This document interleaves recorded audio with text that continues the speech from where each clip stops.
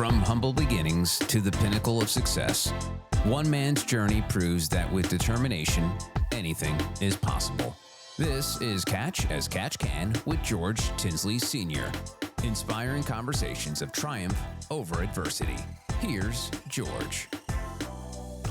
Hello, my guest today is Butch Beard, a basketball legend whose NBA career spanned 10 years with 5 different teams, including a crucial role in the Golden State Warriors' 1975 NBA championship victory.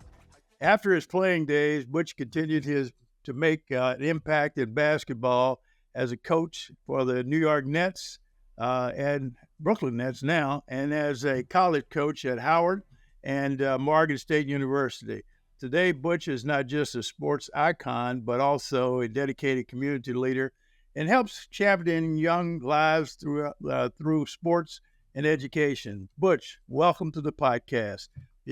We've been friends for many years, Butch, and we know one another, and I know that there's a lot more accolades about your background that is not in that little introduction. So why don't you just kind of start off, Butch, and tell us about how you first fell in love with the game. Well, first of all, I want to thank you for having me on your podcast. Okay, thank you. That's number one. All right. Number two, George, we've known each other almost over 60 years. You know that. I know. Yeah, that's a. You look much better. You look much better than I do. You've had to look much better. I don't think so. I'm still trying to get over a back operation. But the thing that is most interesting about my little journey is where I started from. And I started in Hardinsburg, Kentucky, in a little community of 1,400 people. Who would have thought that, I would even get a scholarship to go to college and play basketball. I was able to do that and go to the University of Louisville from 65 through 69 and play with the great Wes Unseld. And I truly feel that there are two eras of Louisville basketball, and I think that, Wes Unseld and I started the first era, and that, the era that people know now is the second era. So that's just a small part of my journey, and I'm very lucky that I was blessed to have, I think, the intestinal fortitude to fight every day to get a little bit better and follow that dream. Well, Butch, I'm going to take you back a little bit to those high school days. And that's when I first met you. And we're going way back. The one thing that stood out to me, and you can enlighten us a little bit better on, is that the guys that you played with, the way that you guys played together as a team and worked very, very hard on defense. Well, the whole game, really. And I remember you guys whistling a whole lot and some of the things you were telling me at one time about how you practice and so forth. Take me through that team frame, because that teamwork and connection, because you all went to the state twice. You were runner-up one year. You won it the second year, and of course, in your sophomore year, you had a great team also. Well, it stems from the fact, like I said, I was born and raised in that little community of 1,500 people, and we all grew up together. And it happened to be that it was a white minister of the Methodist Church that got the community together, and it started with baseball. And it was a situation where the white kids didn't know us because you got to understand, George, it was also just after schools had integrated. Right. Okay. So people didn't know people, Right. So he was the one who got the community together. We played baseball in the summertime, and it just simply rolled over into basketball. And we had I'm going to tell you, an innovative young guy who came to Breckinridge County, Coach Don Morris, he was so far ahead of everything that was going on in basketball at that time. Now we're going to get back to it. We practiced 5 hours a day. It's hard to 2 o'clock. School was out. We practiced from 2 to 7.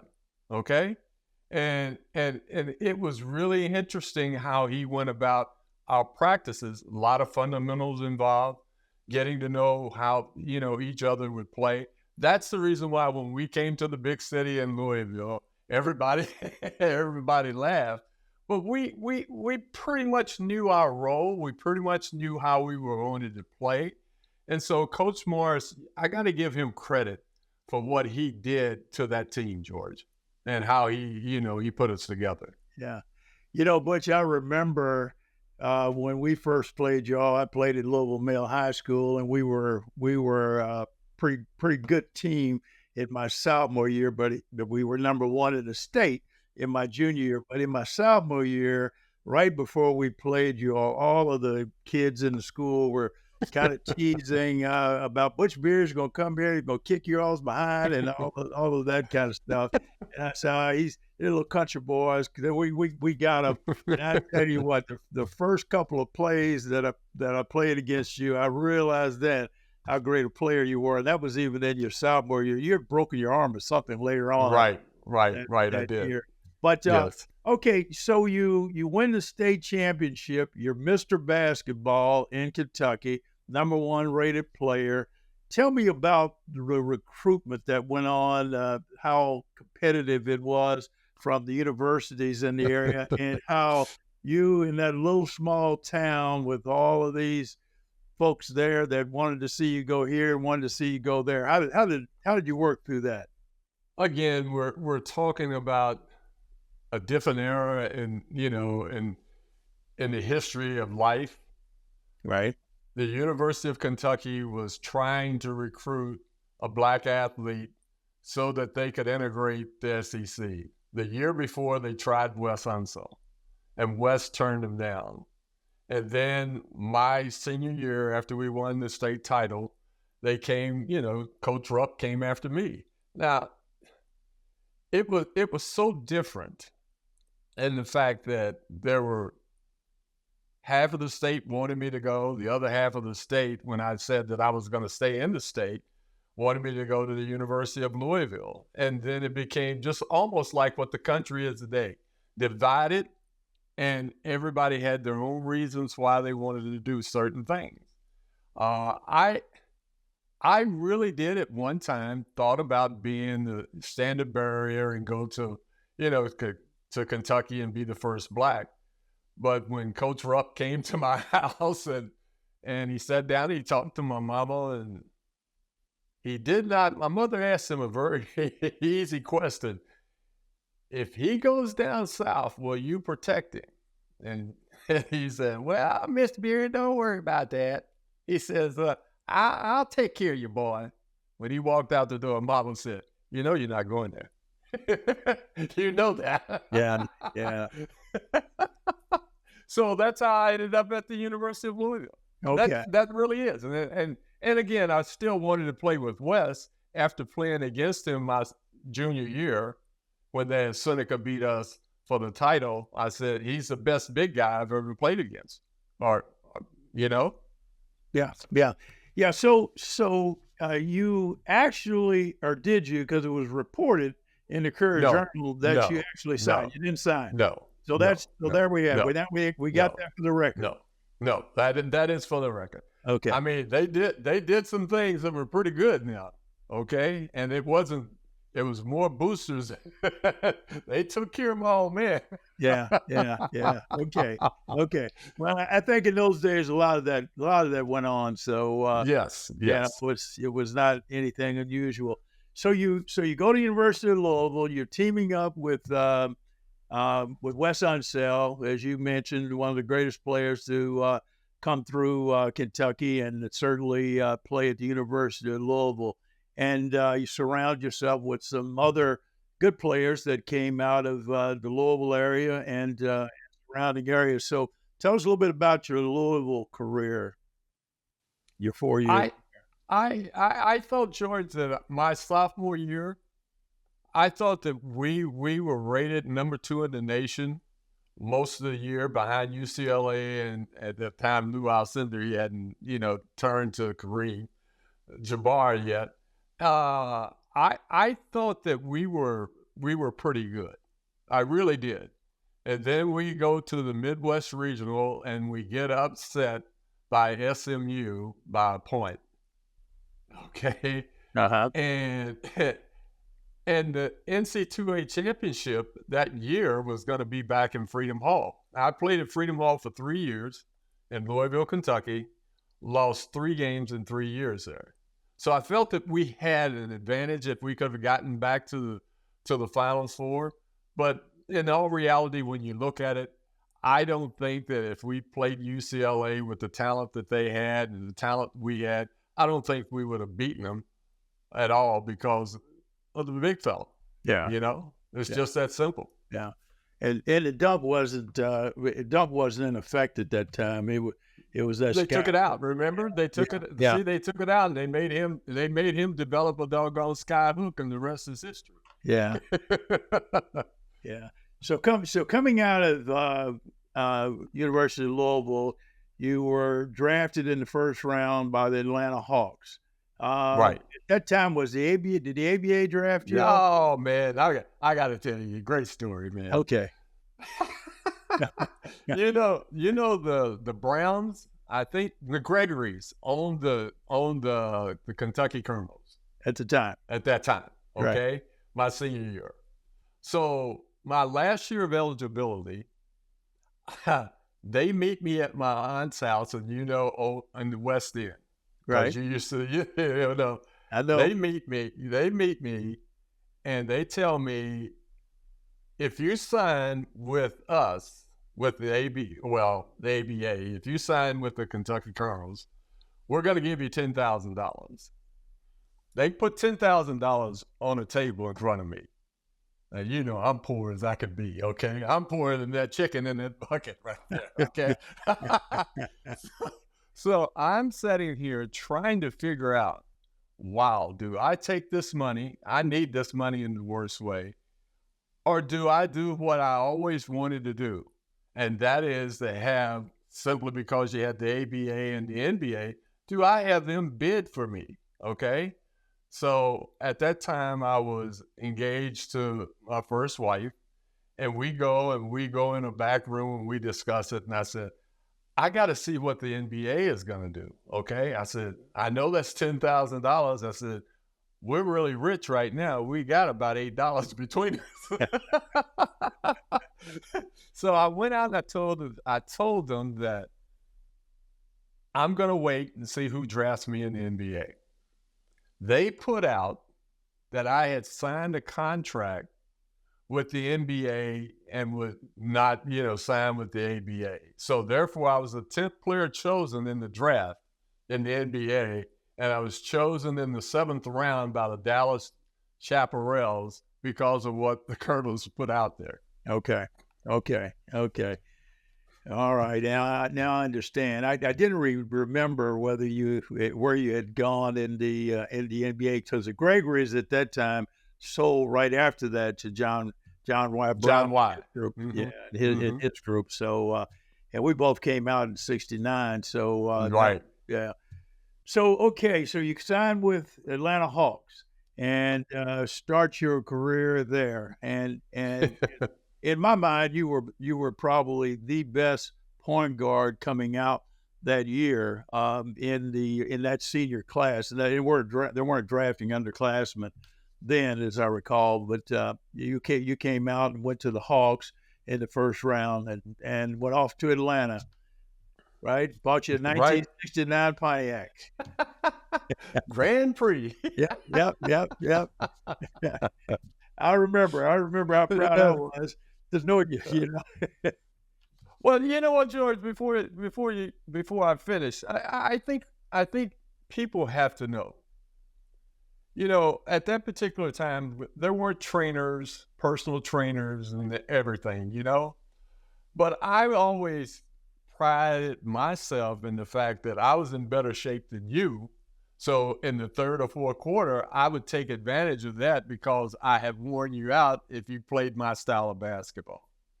So after I had become a professional, you know for a fact that I used to get up early in the morning, and then you joined me, and we would run and we would work out. A lot of guys didn't do that. See, we were way ahead of our time, George. That's the reason why we have no hips. That's the reason why my back is gone. You know, we were doing things that a lot of guys, they weren't doing at that particular time, but it paid off in the long run. Yeah. Butch, I remember the routine that we had and the 3 different stops that we had from running at Chickasaw Park to the U of L gymnasium, going one-on-one and working through drills, and then going playing at the Dirt Bowl, which is similar to Rutgers League in New York. But I enjoyed those days immensely, and felt when I went to camp I was in much better shape and condition than anybody. So those are great days. But it helped you when you went into the league. Tell us about going into with the Hawks. Well, I was the only rookie on the team. They had a veteran ball club. They had Walt Hazard, God bless his soul. I mean, he really taught me how to be a professional basketball player. He was my roommate. He put me in a position, George, where I had my pregame meal at the same time on the road all the time. We always took a nap. I mean, here's what he told me. He says, look, your wife and the other wives can probably hate each other. But as far as players, we have to like each other. We have to love each other in order to win games, in order to be successful. And it's important that we understand each other, okay? And so that was very interesting. That was always in the back of my mind. My first time meeting all the ball club was a Saturday afternoon after I'd gotten to Atlanta, and Walt had a party at his house. Joe Caldwell, God bless him, had not signed his contract. He was in a fight, to get more money. So he introduces me to Joe Caldwell. Now, this is how I was introduced to Joe Caldwell. Walt says, this is our first pick, Butch Beard, blah, blah, blah, blah, blah. Joe looked at me. Damn rookie, you're the one that's got my damn money. And I said, holy schlitz, okay? Yep. But when it all turned out, it was like joining a fraternity. Those guys, they were really, really hard on me. The NBA was entirely different than it is now. We had the rookie and also the trainer. At that time, we rented automobiles, and the rookie and the trainer always got a doggone station wagon, which meant we picked up all the luggage, took it to the hotel, right? My first time in New York, I had never driven in New York. We were at LaGuardia. Bill Bridges was our team captain and everything. Hey, when we get this luggage here, y'all better beat us to the hotel. Hell, I didn't even know where 7th Avenue was, okay? Long way from Breckenridge County. I'm telling you. And it was so funny. I had the car that night. Walt Bellamy called me up. He said, hey, rookie, are you asleep? Well, it just so happened it was 11:30 at night. I said, no, Walt, I'm laying here with my eyes closed waiting for this call. What the hell you want, okay?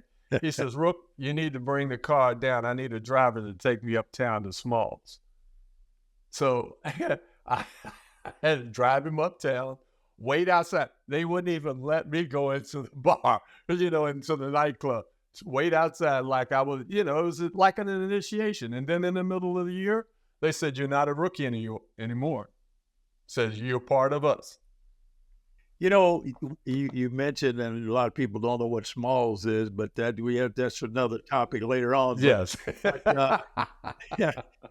But the culture of the NBA today, probably about the last 10 years, different from the culture of the NBA and the ABA in those early years where coaches didn't like for players to fraternize with another team. You were close as a team, but when it came time to when you're going into another city and playing against another team, you weren't. It was somewhat frowned on to go have dinner together or hang out together, Right. so forth, even though that happened. So tell me a little bit about, because you getting it. We're not going to jump to your coaching days now, but the way it was then versus the way you see it today, as far as the culture of teams, players communicating and so forth in the NBA. Well, I think back then, like you said, it was that way. I think coaches, that's the way they wanted us to try to compete against each other. I'll give you an example. So we played for the championship at Golden State against the Washington Bullets, who happened to be, Wes Unseld and our roommates, okay? We're roommates. We warm up. We don't ever say anything to each other as we're warming up. We're in the layup line, eye-to-eye contact. How's the family? Okay. All right. Okay. See you after the game. That was it. It was business, okay? Right. It was true business. I mean, after the game, we did just like anybody else. The reason why the game has changed today is because of AAU. These kids have grown up playing against each other for so long, they don't even have any idea, the competition that is involved. The one thing that AAU has destroyed, I think, is the kids will go to a place and play over the weekend, whether they win or lose. So it doesn't mean anything. It was a trip for them to go and play basketball. And that's where we have, I think, a big disconnect. I really do. So getting back to your NBA career as you were moving through, you were at the Hawks, then you got traded. How did that first trade feel? Tell us about that. That first trade, again, a lot of things going on. The country was in the Vietnam War. The Hawks had done everything they could to get me into a National Guard unit, not into Georgia, because Georgia wasn't accepting African Americans at that time. Lou Hudson he's the only one that I know who was a teammate of mine. They sent me back to St. Louis, and I was in a unit in St. Louis. Now, somewhere along, and I was going to meetings, flying in the whole 9 yards. Somewhere along the line where I was born, okay, down in Breckinridge County, Hardinsburg, the woman who was running the draft down there, her son decided he's going to up and go to Nam. So she's drafting everybody that went to school with him. I get the call after we are defeated in the semifinals. I'm in LA, okay? As a matter of fact, I had a hell of a game that night, George. I came off the bench, scored 22. I thought I had won the game for it. I go back to the hotel room. Ruth Ann calls me, and she said, "You got your draft papers today." I said, "That's impossible.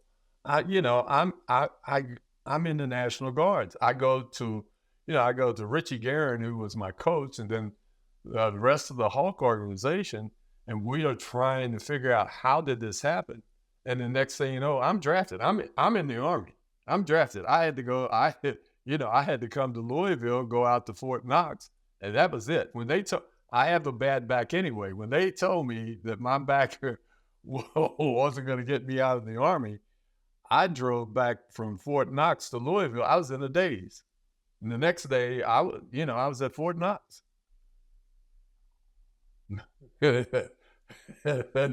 Try that one on for size, okay? So you were later on. Were you traded at that point during that? No. What happened? What happened was the NBA was expanding. Okay. So I was going to be away from the Hawks for at least 2 years. I got lucky and got out in 15 months. They went ahead and drafted Pete Maravich, put me on the expansion list, and Cleveland picked me up, which makes me an original Cleveland Cavalier. Okay, so that's how I got to Cleveland. Okay. And still I didn't go to camp. I did go to camp. I take it back. I had time left from the Army, so I go to camp, and I find out through the post commander that I could get an early out, and so I got an early out and went to Cleveland and made the All-Star team that year. Wow. I didn't realize that you had actually had to go to service. That's the reason why you slept well. You slept well. Yeah. Yeah. It didn't. I was fortunate. I didn't get drafted. Wow. So you move on through your career and you play in the 1975 NBA championship. Tell me about that experience. Quite an experience for a ball club that nobody thought we should have been there. The only people who believed in ourselves happened to be us, because we were pretty good. We went to camp. We got lucky, George. When we went to camp, we had drafted Jamal Wilkes, Phil Smith. And Jamal Wilkes, his rookie year, was known as Keith Wilkes. And, a little thin, 6'6", 6'7" body with that little, that crazy jump shot. Yeah. You didn't think that he was that good, but he was good. Okay. And Phil Smith was a local kid that played at San Francisco, turned out to be a great player and unfortunately passed away too soon. So those two players made us really, really better than a lot of people thought. We started the season 8-0, and then Rick did what Rick does. And I'm talking about Rick Barry. He was our leader. Rick said he was hurt, okay, and we went without Rick for like a week and a half, and Jamal stepped up and was our number one option, and you could see the growth, okay? You could see that growth. And so as the season went along, when Rick came back, we really, really started to gel. The toughest series we had was against Chicago. It went 7 games, and the 7th game was in Oakland, and we won that game. But I want to tell you about the first series. It was up in Seattle against the Sonics. We beat them in 5 games, and in the old Seattle dome up there, there was like a pathway on an aisle to get to your locker room. So we win, we're on our way out, and the next thing we got to go past these people and up under a stand, and they started throwing beer on us and everything, and somebody threw beer on Rick, and Rick turns around and all hell breaks loose. I clock a guy. He goes, I clock a guy. I'm telling you, my hand hurt for 3 days. I clocked the guy. When we had to fight our way back to the locker room, and we're in the locker room, and we turn around, and Al says, there was 6 of us there. Al said, where's the rest of the team? So you hear all this commotion out in the hallway. The rest of the team was fighting its way to the locker room. NBA didn't have the security they had then. Right, okay? right. They didn't have the security. So we ended up fighting our way to the locker room, waited an hour and a half. We thought things had calmed down. We get on the bus, and the fans were still out there. The only time I ever felt, I really feared for my life, because the fans started rocking the boat. Rocking the bus, and it was scary. If they had rocks or bats or something, it would have been really a scary mess. We had to stay in Seattle overnight before we got out. Nobody left. We all stayed. We all stayed in the hotels. But that was some scary times. That's the reason why I think they had the security. The NBA has the security they have now. Yeah. There was a little bit of that in different cities. Tell me a little bit about Hey, we just lost your coach, Al Adams, not too long ago. Tell me about Al and Rick, and those two guys were real stalwarts in the league. Along with Jeff Mullins was on that team with Yep. you. Some Yep. guys that had been around for a while. Well, that's the reason why I said a lot of people didn't believe that we were that good. Al was a hell of a coach. Al and Joe Roberts, they were our coach. And there were times, George, scouting wise, they would go out and they would scout. Okay? Really scout. We had really scout. We had practice ourselves. We honestly had practice, okay? And that's the reason why it's very interesting to me that group of guys, we had so many guys that ended up being coaches. Jeff was a college coach. I coached. Rick, he coached off and on. I mean, we had guys that were really basketball savvy, and we loved to play. We loved to play. Al was the type of guy you didn't want to, with that deep voice, you really didn't want to disappoint. Well, boy, I need you to get over that pick, boy. You're not getting over that pick. I need you to get over that pick. So one thing you didn't do, you didn't back down. You didn't come back at him because he had a reputation of beating up guys when he played. So, yeah. But you did. But in my case, I never wanted to disappoint him because he treated everybody equally, and he treated us with respect. Rick, I think, grew as an individual because Rick had a reputation of being hard to play with in the whole 9 yards. But when he got hurt the first time that year and we saw us win, he realized that, this is not the worst thing that can happen to me. Let me get in there and be a part of it. And then Rick and Clifford, for whatever reason, Clifford Bray, they became real good friends. And that was it, because Clifford was really the guy. Clifford is, what I say, he's a class clown. He just kept everybody loose, okay? And that was it. Jeff was the old guy that would always give us, he'd always give us advice, what he saw if he wasn't playing. So we were good. We were good. And when we played Washington, I'll tell you this, we played Washington 4 times that year. They beat us 3 out of 4 times by a total of 9 points. Slim, that doesn't make you better than us. They had won 60 games. We won 48. They beat us 3 out of 4. We knew we could beat them. It was Chicago that we had to get through. Right. That was a heck of a series, and you had a real good game there in the final game. Yep.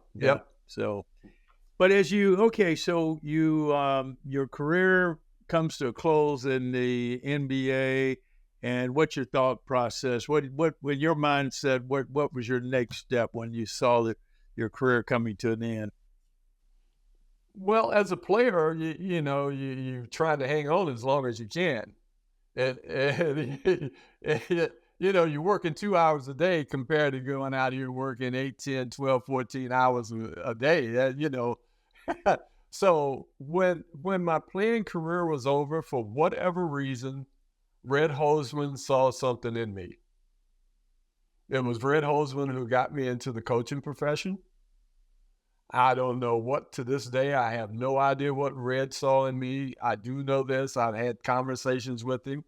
And he said, when you came to New York, he said, you're the only player that, we ever traded for that I didn't have to give the playbook or, explain to what was going on. I said, Red, when you've traded 5 times in 10 years, you better know something what the other team is doing, because you don't know where you're going to end up at. So, he saw something in me, and that's the reason why I got into the coaching profession. Well, before we move a little farther into coaching, knowing you the way I know you, that family was a big part of your life, and always has been. Tell me a little bit about how, from college, you when you first started your family, and how you held the family together as you moved through your career in the NBA? Well, I have to give, because I was traded so many times, I still have to give, my first wife all the credit in the world, Ruth Ann, who, uh, I mean, she was the rock, because I was working. She was, raising the kids. I give her the summer to do whatever she wanted to do. But during basketball season, she was the rock. She was the one who tried to make sure everybody was doing what they were doing. Thank God she was an educator. So that helped. That helped in a sense. And I think that has helped everything, as far as I'm concerned, how my kids have grown up to be what they are. I mean, they're not highly successful, but they're productive people in society, and that's the most important thing you can say. That's what you hope for. Yeah. You have three No girls, lie. 3 boys and a girl, right? Yep. 3 boys and a girl. They're all old, just like their father. I stay in touch with Butchie quite. Our birthdays are right there together. Yeah, I know. I try to get him into the coaching profession. I almost drove him crazy. So your first coaching job was where? My first coaching job was with the Knicks. I was an assistant coach with the Knicks. Yeah, Red brought me back as an assistant coach. And then from there, I ended up being an assistant coach really over in Jersey with the Nets, okay, with Willis Reed and Bill Fitch.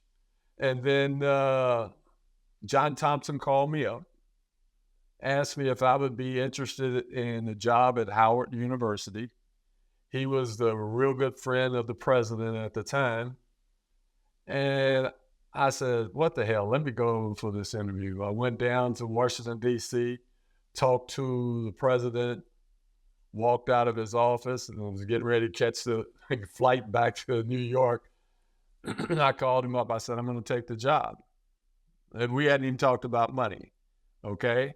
I said, I'll see you in 3 days and we'll talk about money. I called John and I asked him a couple of questions, and he told me some things and about how I should go about it. And that's how I got really to be a head coach at the collegiate level. And in 2 years, took Howard University to the NCAA tournament. Mm-hmm. That's great. I inherited a team that only won 3 ball games, okay?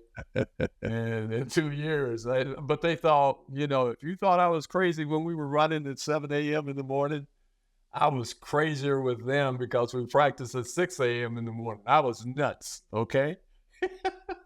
Well, Butch, one of the things I've always admired about you is how you always used your skills and talent to uplift someone else. Even I would say going back to high school, the guys that you were playing with, none of the other guys on the team weren't that great of players. I think you had one other player that was pretty good, but yes, your game and your mental approach to the game has always been to help those around you be successful. So I wasn't totally surprised when you went to Howard. You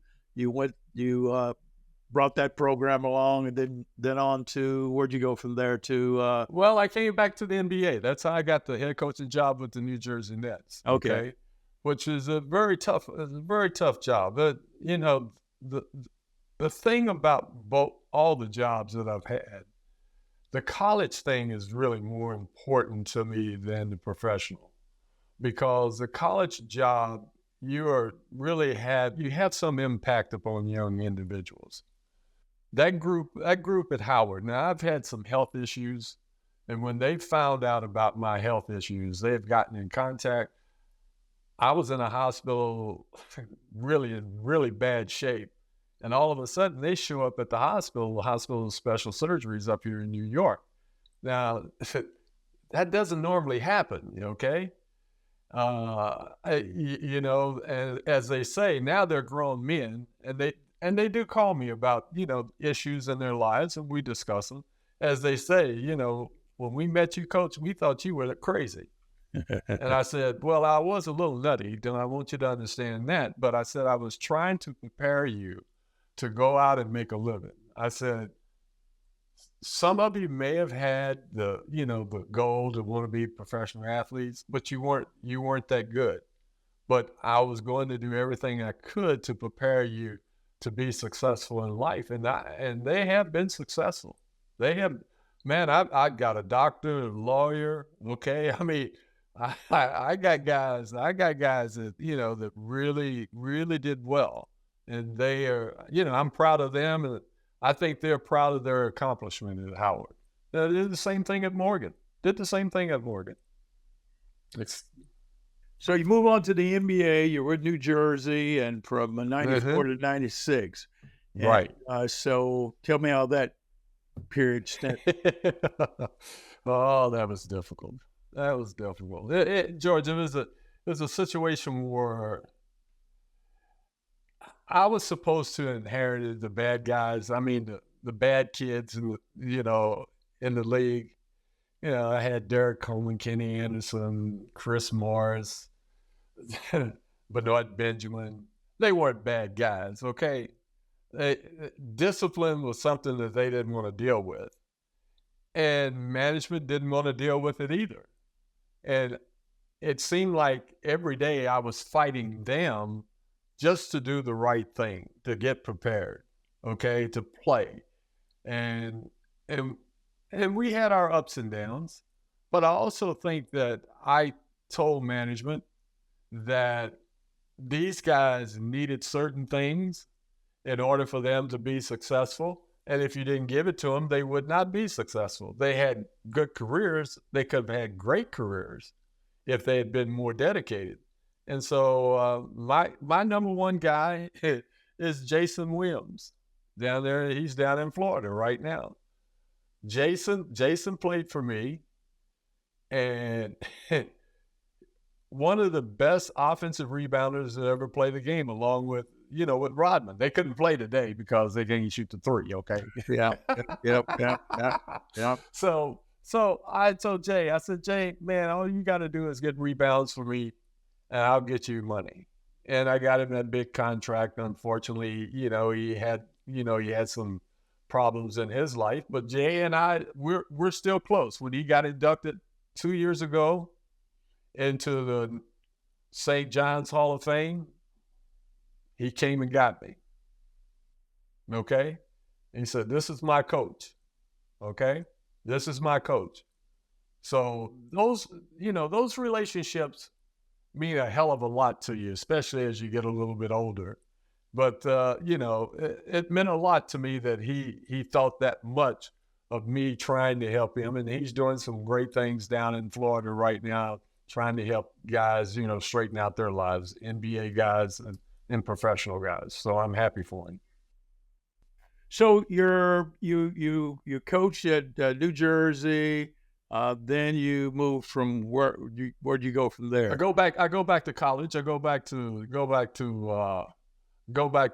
Morgan, but I have a stint with Garfield Hurd as his assistant coach with the Washington Wizards, and we only had 41 games there, and it was crazy. And then Mike took over and walked in, and fired us, and never said, well, he didn't have to say anything to me. Yeah, I'm an assistant coach, but I just felt that Garfield had worked 15 years as an assistant coach in the NBA. That was his first job. Washington had issues, and my ex-roommate was, he was a general manager.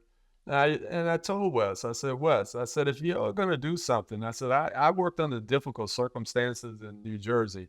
I said, but if you're going to do something with this guy, you got to give him a year. You can't give him, a half a year. And that's what happened. After 41 games, they came in after we won a game. Okay. Well, that's it. Wes says, Garfield just got fired, and said, oh, by the way, Butch, you were fired too. I said, thank you. I said, I got 3 years left on that contract. We'll talk about it. Yeah.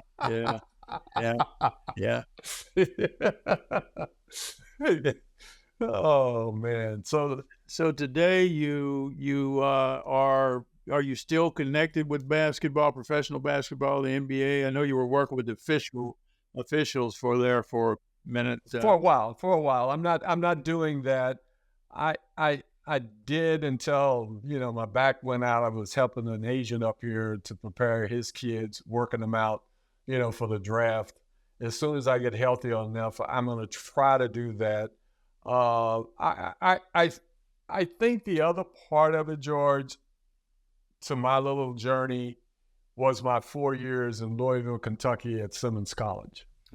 Okay. Yes. Okay. Tell us about that.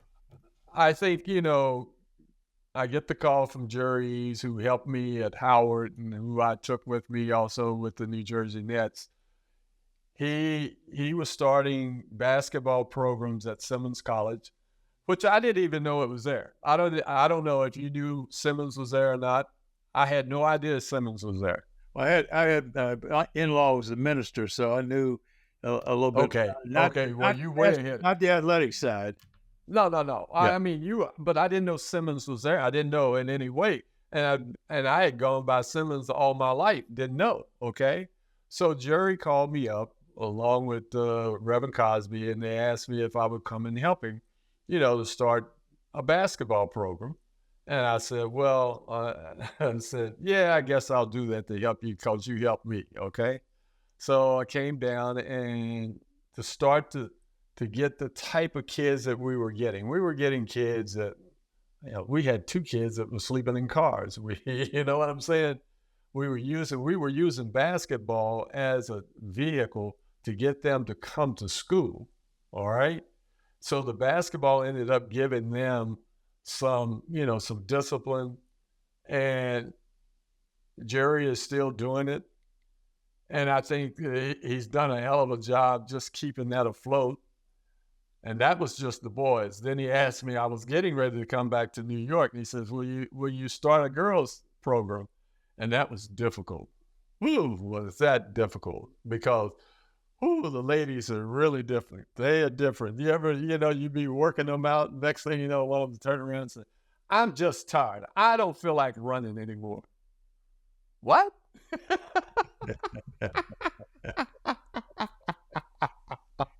Well, that's where you had to rely on your skill set, Yes, you couldn't get upset with them. You try to, the next day you try to figure out, do something different to get them to get at least where they wouldn't get embarrassed. That's all. Right. So you were there for 3 years, 4 years? 4 years. 4 years. Okay. 4 years. Good. 2 years with the girls, and I spent the 4 years with the boys as an assistant coach, helping Jerry. Okay. Yeah. Right. So now you're back in New Jersey, New York area. Do you still get together with some of your former New York teammates? Yeah. I talk to Earl a lot because we're both experiencing the same thing. We both had back surgery and, trying to make sure that, you give positive thoughts to, guys and what you want. I used to have a place in Harlem, and I was only like 6 blocks away from Earl. And at that time, I just wasn't healthy enough to go get him and take him to the gym with me. I wish I had, I could do that. I may start doing that now that I can drive again. Okay. I couldn't drive for 2 years, brother. It was tight. I couldn't drive for 2 years. Yeah. So as you get older, you don't heal as fast. Yeah. So Earl still lives in Harlem. Yes, he still lives in Harlem. Walt's there. Walt's 3 blocks. Earl was 6. Walt was 3. Okay. So before we all broke down, we would have lunch every now and then. Okay. And it was like, when I met you at the time you came in for Penny. So Earl and I, we were meeting in this place on 126th and Lenox, all right? And Clyde is on 129, all right? I'm on 127, okay, between Lenox and 5th, okay? So we're there waiting on Clyde to come show. Clyde texts, he says, Beard, I can't show up, Beard. He says, because when I walk the streets, he said, too many people are following me. I said, well, if you take off those clothes, they won't know who you are. Now, is Clyde always dressed that way? Yes. That's what he was my roommate when I came to New York. Okay. He was my roommate. Okay. Beard. The first time I played the game in New York, I got off the plane and we played that night. And it was funny. He gets fouled. And he's laying on the floor and I'm running over. I think he's hurt. He looks up at me, Beard, how's my fans taking it? I said, oh, Lord have mercy. Yeah. He was always a classy guy. Had the experience of playing against him in college and beating them in my freshman year. We won the NCAA Division II championship against Southern Illinois. So did you beat them? Did you beat what year was that? Because they beat us when we were number 2 in the nation up at Carbondale, Illinois, and it was Clyde and a brother by the name of White, if I'm not mistaken. Dick Garrett. Yeah, we beat them. We beat them in '66 in Clyde's junior year, but he became ineligible, so he didn't actually play in that game. The very next year we split. We beat them one game. They beat us one game. And that was the year they decided to go to the NIT, and that's where he really blew up. Ended up in the NIT, and of course he went out that year. Dick Garrett stayed. Dick Garrett and I were the same year, and right, yeah. But we never played them anymore once they went Division I. Okay. Yeah. So we played the same team that we lost to them. That was one of our 3 losses my sophomore year. We went over to Carbondale and they beat us, and then they came to us and we beat them at Freedom Hall. So they were good, and of course we could have beat y'all, in my senior year also. But we won't get into that. We'll have that discussion. We'll have that discussion. So yeah, I want to kind of end it up. Butch, but give me who you think are the best 5 players that you played against. Well, by position. Oh, I mean, everything is subjective. Okay. They were all great as far as I was concerned.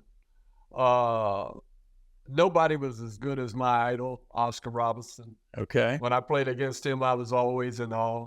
Okay. Okay. Jerry West, I would dare say. Okay. Kareem, of course, I think is the best big center to play against. Okay. Although Bill Russell is the best winner of all of us, okay? Of all of us, okay? Yeah. Forward wise, forward, boy, you know, I caught Elgin Baylor right at the very end of his career.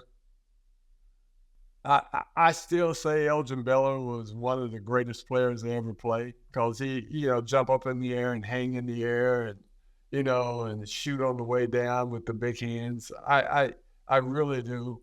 I put him there. Then small forward. I'm going to hit you with one that you probably think I'd think of Rick, okay? And Rick, great player. Rick Barry, great player. Right. Great player. I'm going to hit you with one. John Havlicek.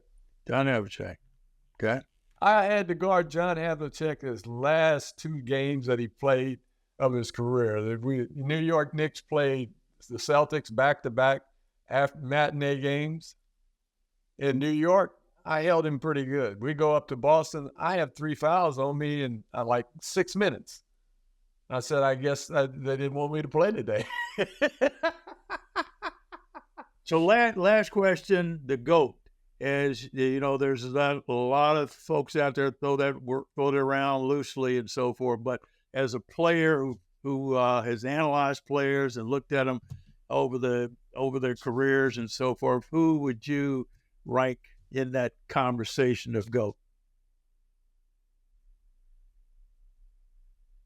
MJ is still the GOAT right now. Okay. MJ is still the GOAT. I mean, MJ take your heart away. I mean, he would really, if he saw weakness, he really, that's what he did. And I coached against him, didn't play against him. Before he retires, I have to believe, of course, that LeBron will be the GOAT, because we haven't seen anything like that. 6'8", 6'9". I'm not talking about playing 20 years, because the last 4 or 5 years against these kids, you know, with his ability to stay in shape, he, you know, with his knowledge, he just simply wears them out. But before we're dead and gone, he will be the GOAT. You know, he will be the GOAT. He will be the standard bearer that they all will chase, I think. Okay? Okay. That's fair. Well, Butch, I want to thank you for spending the time with us today. It's been great. Been great to catch back up with you, renew some of our friendship. You know, I've been pretty successful in business, but I want to tell everybody that you and I had my first business deal was you and I had a Beard Tinsley basketball camp. and we also had a little stint where I was working with the Kentucky Fair and Exposition Center, and I bought a bunch of Elvis Presley tickets, and they were so hot that you invested, and we sold those tickets prior to the game. We broke even, you know. So, you know, my career has gone up since then. It only had one way to go, bro. Right, Well, I know. you know what I know. But Butch, I thank you, man. I appreciate it. I'm proud of you. Thanks, Because I know you. I know you. I know how hard you work. You know where I came from. Yes, I do. I'm really proud of you, man. Thank you, sir. Yes, sir. This has been Catch as Catch Can. Your success story is waiting to be written. What will you catch today? Go to tinsleyspeaks.com for exclusive content, resources, and opportunities. Catch as Catch Can with George Tinsley Sr. is a production of Advantage Media.